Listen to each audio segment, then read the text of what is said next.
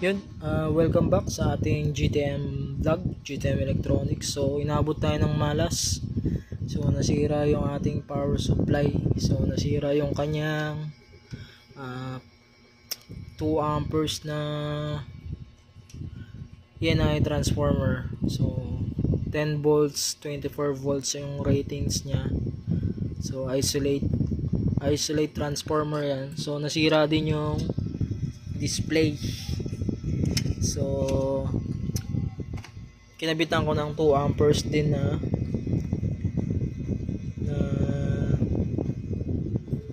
transformer para magamit natin. Tapos binila natin sa Shopee ng voltmeter, volt amp.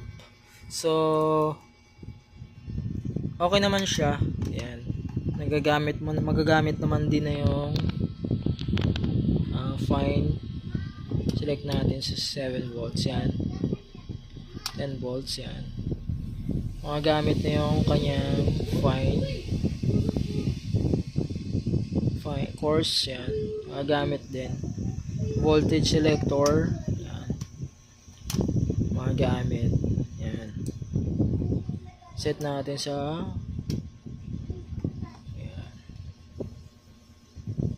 4.8. So, kabitan natin ng loads.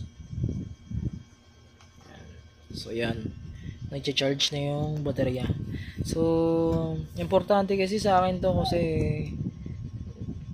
kapag nag-check ako ng cellphone na sira yung display or blackout, malalaman ko kung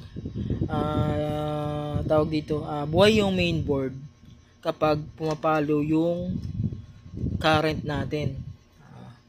Tumutuloy yung palo. So, pumapalo siya ng 0.9, 0.1.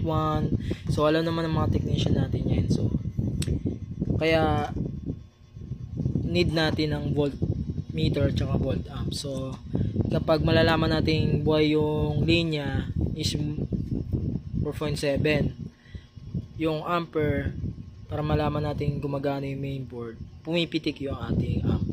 So, yun lang. So, pag nasira yung power supply nyo, mga co-technician natin dyan, so, yun ang gawin nyo. So, ang rated kasi ng na to is 2 amps. So, 2 amps din yung rated ng transformer na gagamitin nyo. Pag 12 volts, 12 volts. So, nakarate kasi doon is 0 volts to 12 volts. So, ang nilagay ko is between. So, 12 volts. So, nakalagay kasi dito 10 volts tsaka 24 sa dalawa. So, isa lang yung ginamit natin. Isa lang. So, okay naman yung bridge type rectifier diode niya. Chinek ko naman. So, ang importante nun, magagamit natin ng matino. So, pag nasira yung power supply nyo dahil sa maling paraan, kasi kaya nasira to, maling paraan yung ginamit ko eh. Nag-charge ako ng ng battery ng nagkabit pala ako ng 100 watts rating na solar light. So, mali yun. So, minute kasi yung transformer natin nasira. So, di dapat kasi masisira. Di natin alam yung rating pala. Kaya yun. So, maling hakbang yun. So, ang ginawa ko na lang is para makita natin yung display, yung voltage, magkaroon tayo ng display, yan, mamonitor natin yung amperahe. So, bili lang tayo sa Shopee. So, mura lang to, nasa 100 plus lang. So, pag nasira, para hindi manghinayang, gawa natin ang paraan. So, kailangan din may transformer tayo. Pag transformer din yung nasira. Yun lang. Salamat.